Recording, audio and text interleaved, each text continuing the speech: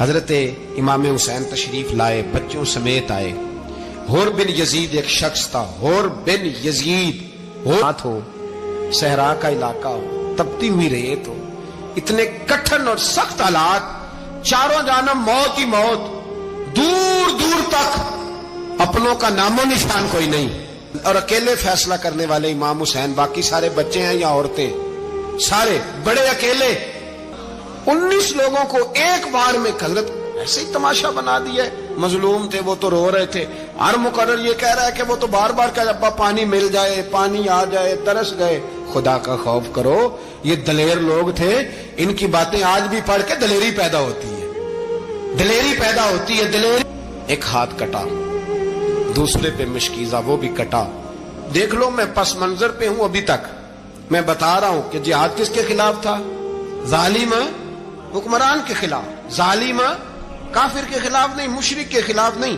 حضرت امام حسین رضی اللہ تعالیٰ عنہ نے ہر جگہ ایک ہی بات کی کہ یزید شرابی ہے تو بچے کٹوا دوں گا، شرابی کو ووٹ۔ یہ ایک نہیں، ہر کتاب میں یہی لکھا، ہر کتاب میں، اور ہر مسلک کی کتاب۔ یزید چونکہ مجرے دیکھتا ہے، رنڈیوں کا ناچ دیکھتا ہے، بچے کٹوا دوں گا، اس کے ہاتھ میں ہاتھ۔ امام حسین نے فرمایا چونکہ اللہ کی حدوں کو توڑتا ہے، حقوق اللہ پامال کرتا ہے، حدود اللہ، بچے کٹوا دوں گا لیکن اس کے ہاتھ میں ہاتھ۔ سارا دن خود مجرا دیکھنا اور 10 محرم کو 2 دیگیں پکا کے حسینی بن جانا، سارا سال خود گند مند کرنا، شرابیوں کے ساتھ رہنا، اور 10 محرم کو 2 آنسو بہا کے یاد رکھنا۔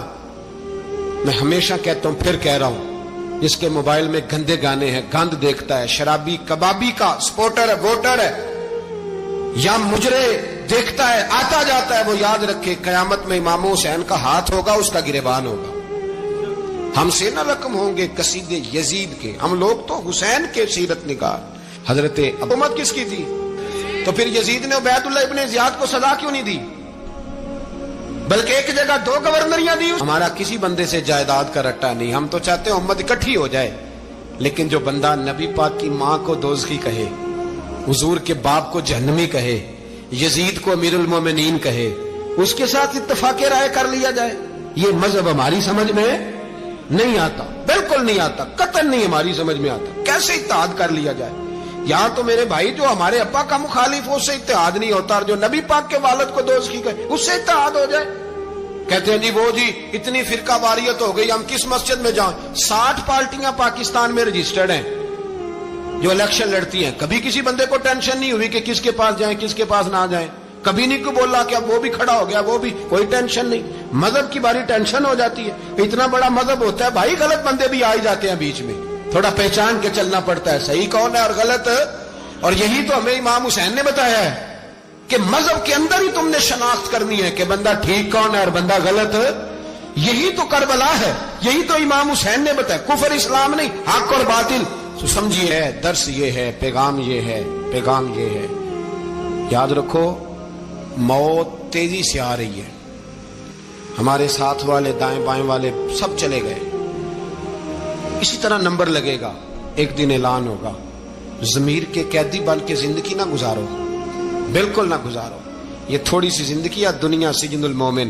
حق بات کرو، حق پہ ڈٹنا سیکھو، دین سمجھو، خبردار رسول پاک صلی اللہ علیہ وسلم کے دین میں ظالم، جابر، فاسق، فاجر کی کوئی گنجائش قطعاً نہیں ہے۔ اپنے آپ کو سمیٹو، اپنے آپ کو سنبھالو، دین میں اپنا کردار ادا کرنے کی کوشش کرو۔